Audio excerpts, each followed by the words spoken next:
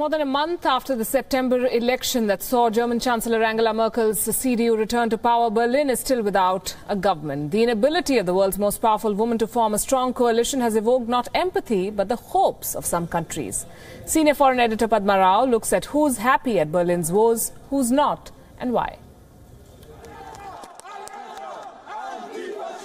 The Germans have evocative words to describe moods and emotions. One such is Kummer.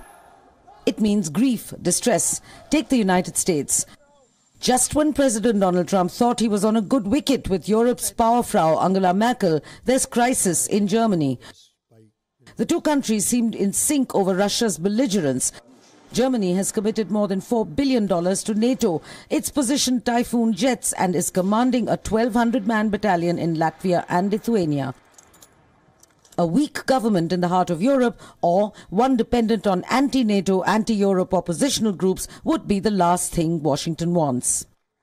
Then there's the European Union itself. Germany is the EU's most powerful economy and the glue that holds it together, especially in the face of rising nationalism and calls to dissolve it. Any prolonged political paralysis in Berlin will mean that the forthcoming Brexit talks with Britain will be an uphill task. If Brexit was the cause for greater cohesiveness between European countries, Berlin's weakness could mean the opposite, instability. But one man's pain is another's pleasure, or to put it more accurately, Schadenfreude. This German word means pleasure at someone else's pain, and there are at least two countries indulging in it. One is Russia, already accused of meddling in domestic matters from the United States elections to Catalan separatism in Spain. Moscow would welcome any opportunity to destabilize Europe. And if it self-destructs without Moscow having to soil its fingers and reputation, as Berlin seems to be doing, then the Schadenfreude can only be greater.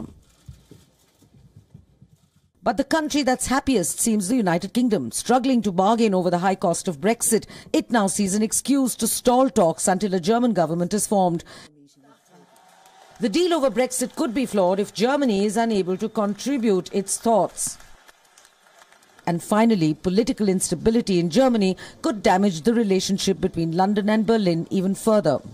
But the Germans also invented the word Hartnäckigkeit, determination, and going by the parleys in the corridors of power in the German capital right now, the two biggest parties, the SPD and Chancellor Merkel's CDU, may bury their differences and come together yet again in a coalition stronger than one possible between any of the other parties. And that will be what the Germans call Durchbruch, or a breakthrough.